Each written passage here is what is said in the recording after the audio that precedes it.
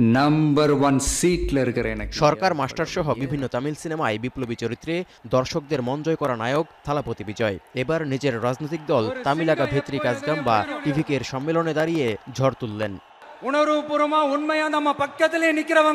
মাদুরাইয়ের বিশাল সমাবেশে ভারতের ক্ষমতাসীন দল বিজেপির বিরুদ্ধে যুদ্ধ ঘোষণা করে লাখো জনতার মন জয় করলেন এই অভিনেতা।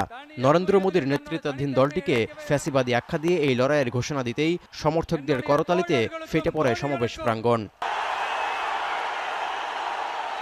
চলতি বছরের বিধানসভা নির্বাচনকে সামনে রেখে দেয়া এই ভাষণে প্রধানমন্ত্রী নরেন্দ্র মোদীকে সরাসরি চ্যালেঞ্জ ছুড়ে দেন থালাপতি। অভিযোগের আঙুল তুলে বলেন, ক্ষমতাসীনদের একগুঁয়েমির কারণে ভারতের শিক্ষার্থীরা ভুগছে। এমনকি তিনি আরও বলেন, একদিকে বিভাজনের হাতিয়ার হিসেবে ধর্মকে ব্যবহার করছে বিজেপি, অন্যদিকে গণতন্ত্রকে দুর্বল করে দিচ্ছে। তাই এই মুহূর্তে বিজেপি তার কাছে সবচেয়ে বড় আদর্শগত শত্রু।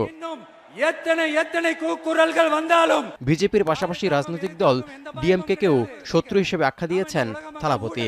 তবে তিনি স্পষ্ট করে বলেছেন যে ডিএমকের সঙ্গে তার লড়াই রাজনীতির ময়দানেই সীমাবদ্ধ, কিন্তু বিজেপির সঙ্গে যুদ্ধটা রাজনৈতিক ও আদর্শিক উভয় স্তরেই। তামিল সুপারস্টার বিজয়ের রাজনৈতিক দলের নীতি সমাজে সমতা, মুক্ত চিন্তা, ধর্মনিরপেক্ষতা ও সামাজিক ন্যায় বিচার, যা বিজেপির ধ্যান ধারণার সম্পূর্ণ বিপরীত বলে দাবি করে আসছে দলটি। 2024 সালে প্রতিষ্ঠিত হওয়ার পর থেকেই বিজয়ের দলটি তামিলনাড়ুর রাজনীতিতে জনপ্রিয়তার হাতছানি পাচ্ছে। সমর্থকদের বেশিরভাগই তরুণ।